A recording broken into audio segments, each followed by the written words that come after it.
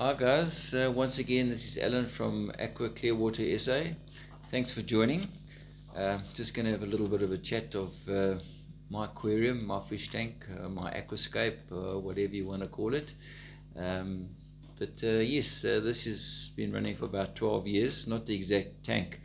I redid it probably about 2 years ago and raised the height by a foot, and that gave me an extra 150 liters of water.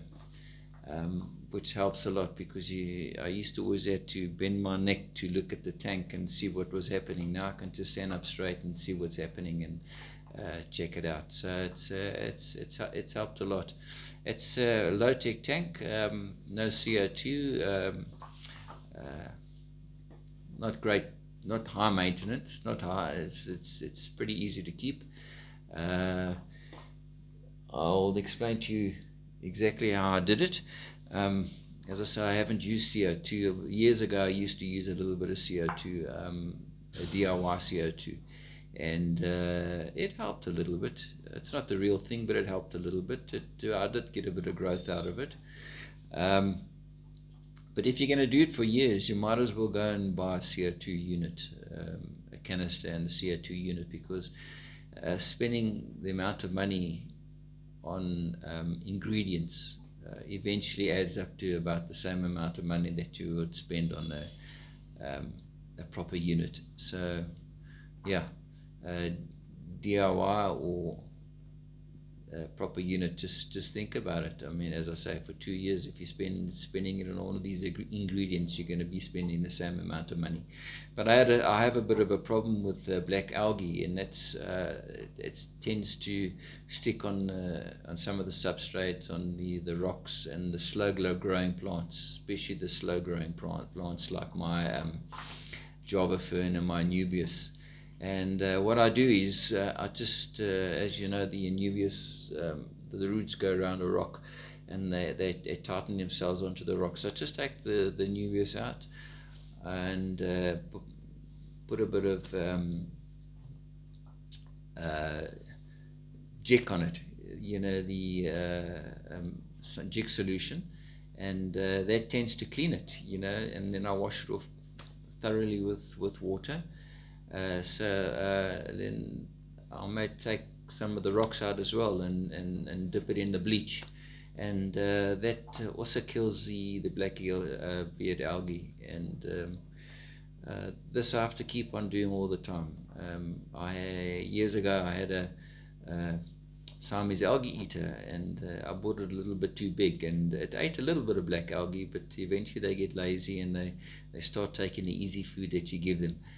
So a while ago I bought a little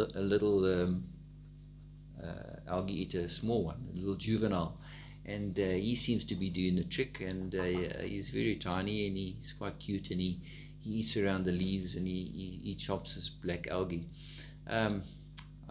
Also my swordtails eat algae. They don't like the black algae, but they chomp the finer clear algae that you can't really see. So they enjoy that. Yeah, this black algae, it gets to me after a while. But the CO2 that I put in it, I thought would help, and it did help a little bit, because it got the plants to grow a little bit faster. And if you have the plants growing a little bit faster and take up more nutrients, the black algae is not going to have much chance to stick onto things. But I still have it, and I still battle with it, but it doesn't look too bad these days. I have about 23 fish in the system, which are some beautiful gold gouramis, some flame tetras, I have some tiger bobs, I have some clown loaches, I have some corridorus, I have my angels, I have a few swordtails. Yeah, they all seem to get on pretty well. My swordtails years ago used to breed very well until I got my cichlets, my angels. You know, they started eating all the fry. They're very placid.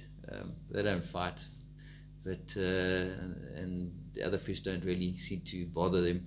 I mean, my tiger bobs, I mean, if you got one or two, they tend to bother other fish and peck on their tails, but it's better to get 5, 6 or 10 depending on the size of your tank.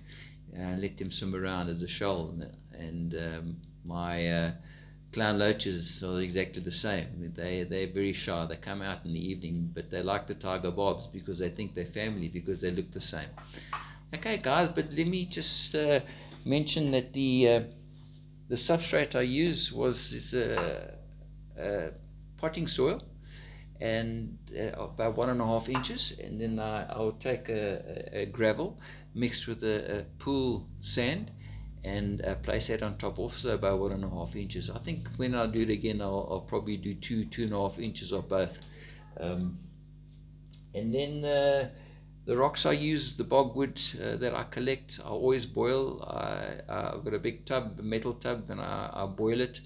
I put the rocks in there too, and I boil it. I don't take any chances. I don't want any parasites.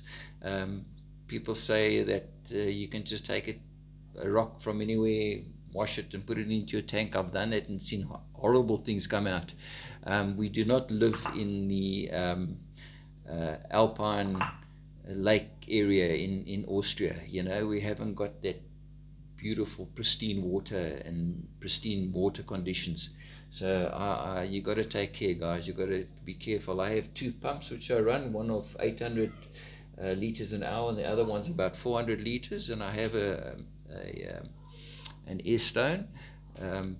The pumps you got to keep a check on. They last for years, but there's all mechanical things. They fail eventually, so you just got to keep watching them. Thermostat, watch, keep an eye out for your thermostat. I've had a friend who boiled his fish a while ago because his thermostat failed. And in winter, let me give you a tip. If you go away or one night your thermostat may break, and you wake up in the morning and you find that your temperature is way low where it should be. So what you need to do is you need to boil water, put it in a bucket of colder water and mix it, and pour it into your fish tank, and keep on doing it until your temperature rises, and wait for the shops to open and go and buy another thermostat, because they do tend to go all of a sudden. Just be careful about that. Okay, but I just want to show you a little bit around the tank and what I do have. Okay guys.